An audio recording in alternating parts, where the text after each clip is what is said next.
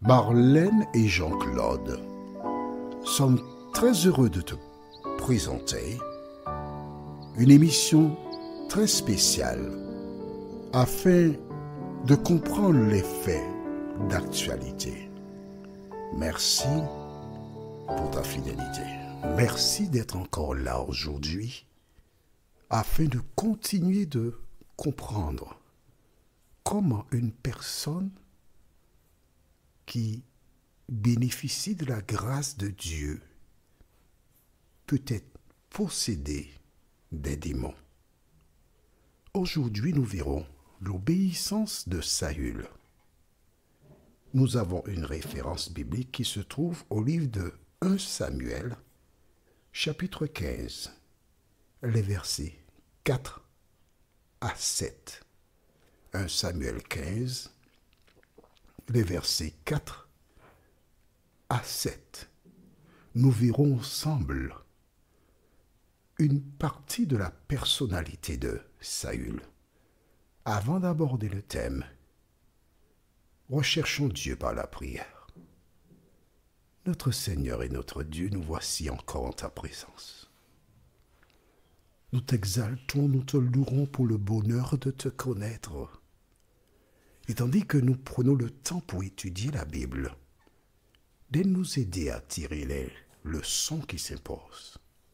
Saint-Esprit, merci de nous diriger dans toute la vérité, nous t'en prions. Au nom de Jésus et pour ta gloire éternelle. Amen. Pour mieux comprendre le récit, lisons à partir du verset 1er, c'est-à-dire 1 Samuel chapitre 15, et nous lisons les versets 1 jusqu'au verset 3. Samuel dit à Saül, « C'est moi que l'Éternel a envoyé pour te consacrer par onction comme roi sur son peuple, sur Israël. Écoute donc les paroles prononcées par l'Éternel. Voici ce que dit l'Éternel, le Maître de l'univers. Je me souviens de ce que les Amalécites ont fait à Israël lorsqu'ils lui ont barré le chemin à sa sortie d'Égypte. Va maintenant, frapper les Amalécites, vouer à la destruction tout ce qui leur appartient. Tu ne les épargneras pas, et tu feras mourir hommes et femmes, enfants et bébés, bœufs et brebis, chameaux et ânes. » Qui est Saül? En fait, un jour, les ânes de son oncle avaient disparu, avaient pris la fuite. Avec un serviteur, ils partirent à la recherche des ânes. Ils allèrent dans beaucoup d'endroits sans les trouver. Et au retour, le serviteur lui proposa d'aller dans la ville où se trouvait le voyant ou encore l'homme de Dieu, le prophète. Et quand il s'y rendit, Dieu avait annoncé à Samuel, « J'enverrai un homme demain.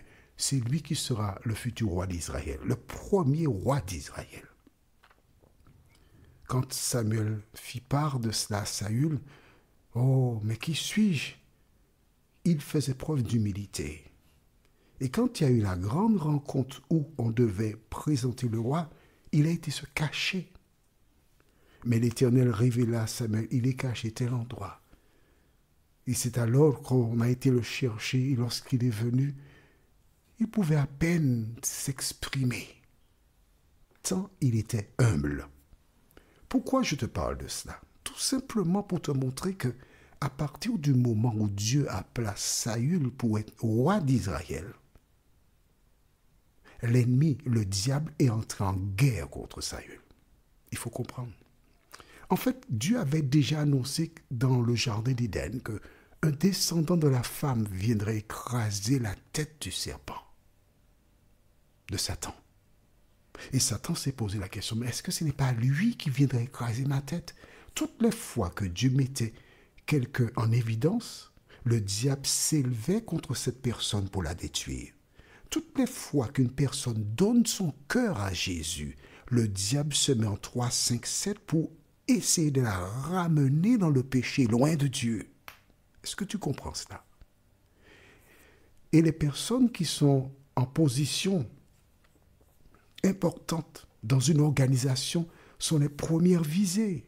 Mais oui, Jésus l'a dit, le berger sera frappé afin que le troupeau soit dispersé. Et Satan surveille Saül. Il a besoin de descendre Saül. Laisse Saül tranquille, d'accord? Satan te surveille. Il cherche à te détruire, à te détourner de la parole de Dieu.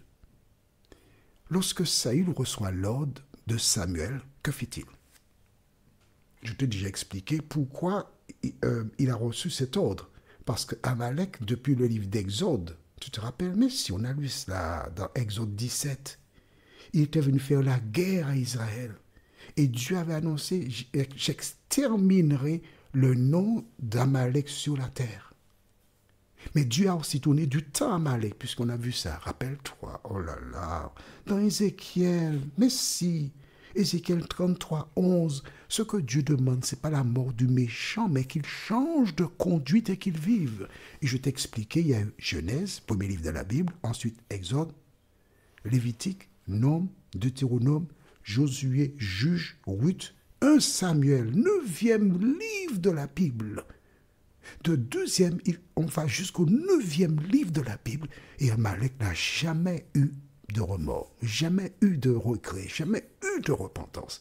Alors, la sentence devait tomber sur lui. Que fit Saül lorsqu'il entendit l'ordre de Dieu? Lisons les versets 4 jusqu'au verset 7. C'est bon? On y va?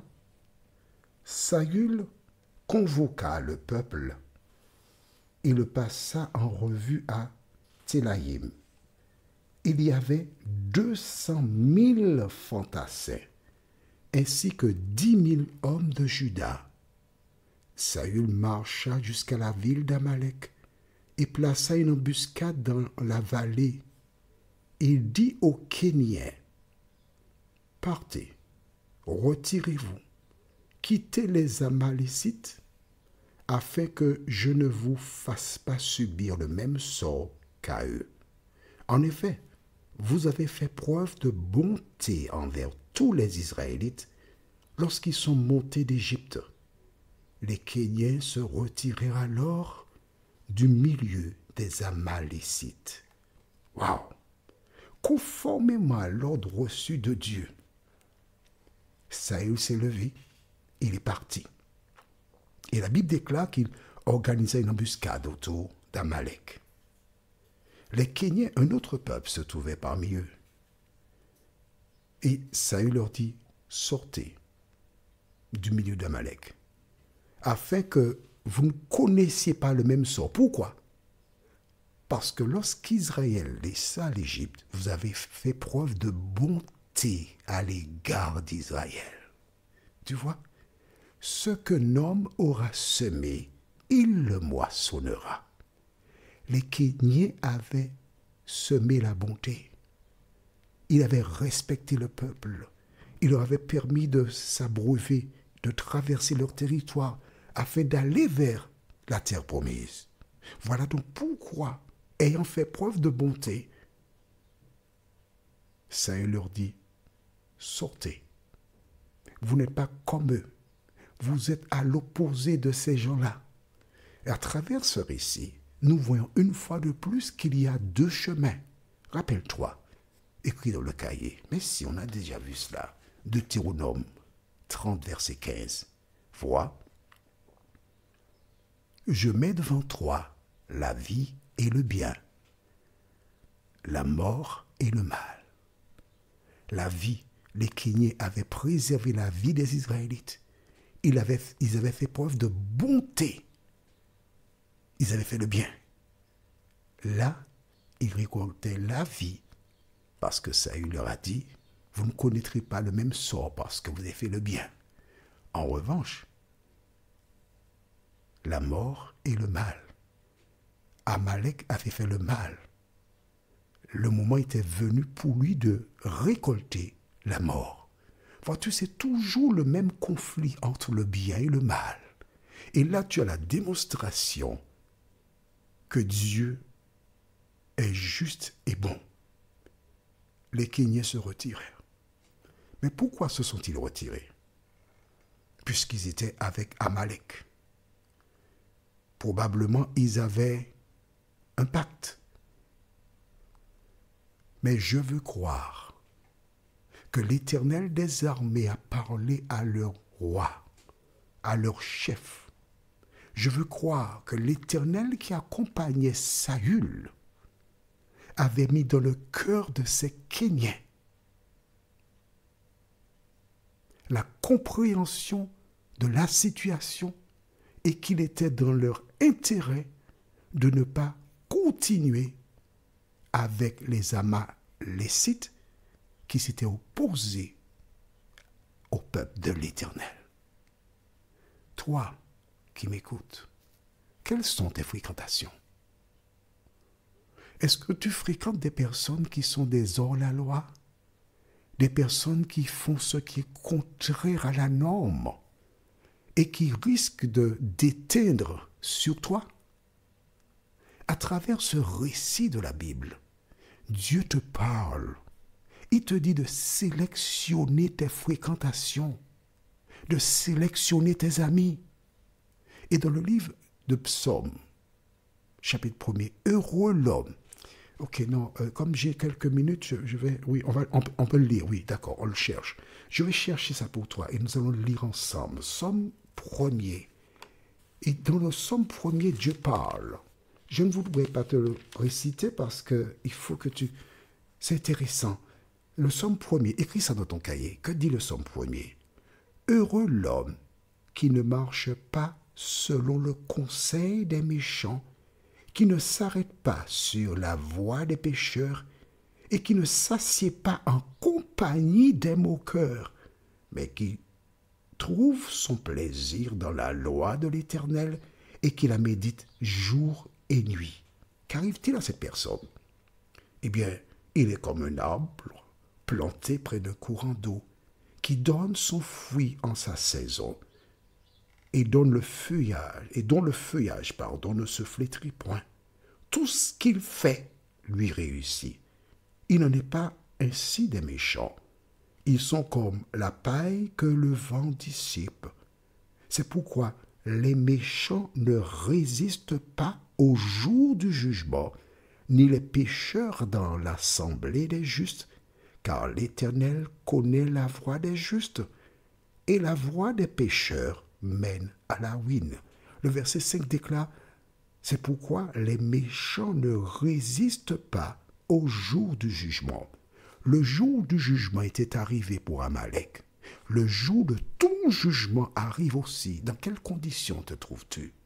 Les Kéniens, ils se sont séparés des méchants. L'heure est venue pour toi de faire de même. Prions. Notre Seigneur et notre Dieu, merci pour la parole. Merci de nous parler. À travers l'expérience d'Amalek et des Kéniens, tu nous montres comment nous devons être sélectifs et ne pas suivre comme des moutons de panurge des gens. Merci pour la parole. Merci de continuer de nous éclairer. Aide-nous, Seigneur, à t'obéir, nous t'en prions. Au nom de Jésus et pour ta gloire éternelle. Amen. Que l'Éternel continue de te bénir et il me tarde de te retrouver. Nous sommes parvenus au terme de notre réflexion. Si d'aventure tu as une question, il te suffit d'envoyer un message par le biais de WhatsApp au numéro suivant, plus 596 696 88 93 93. Et alors Jean-Claude, moi, je me ferai un réel plaisir de répondre à ta question.